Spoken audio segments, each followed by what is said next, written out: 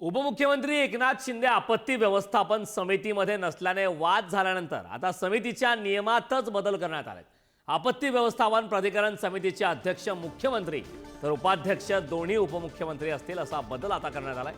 एकनाथ शिंदे यांचा समावेश करण्यासाठी हा बदल करण्याचा निर्णय सरकारने घेतलाय। याआधी समितीमध्ये मुख्यमंत्री, वित्त, गृह, महसूल, आरोग्य, मदत व पुनर्वसन या मंत्र्यांचा समावेश होता।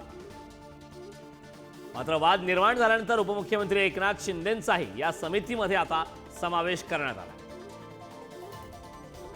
गावाला जायची धमकी दिली असेल हो।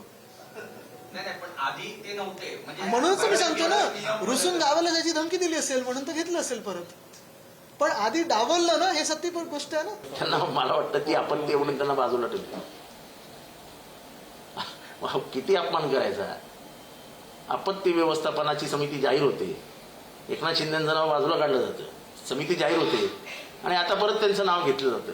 ते माजी मुख्यमंत्री आहेत, एकनाथ शिंदे हा विषय बाजूला ठेवूया, मला त्यांच्याबद्दल काही हे नाही, ठीक आहे। पण एका माजी मुख्यमंत्र्याला आपत्ती व्यवस्थापनासारख्या महत्वाच्या समितीत उपमुख्यमंत्र्याला घेता आणि माजी उपमुख्यमंत्र्याला असं वेचून बाहेर काढता आणि आता उपकार केल्यासारखं दाखवत आहे की त्यांना घेतलं ना। नाही, मला काही माहित नाही कधी आपत्ती व्यवस्थापन झालंय, आपत्ती कधी समिती झाली मला माहित नाही। पण मला एवढं माहित आहे, जिथं जिथं आपत्ती येते, जिथं जिथं आपदा येते, जिथं संकट येतं, जिथं महापूर येतो, तिथे एकनाथ शिंदे असतो।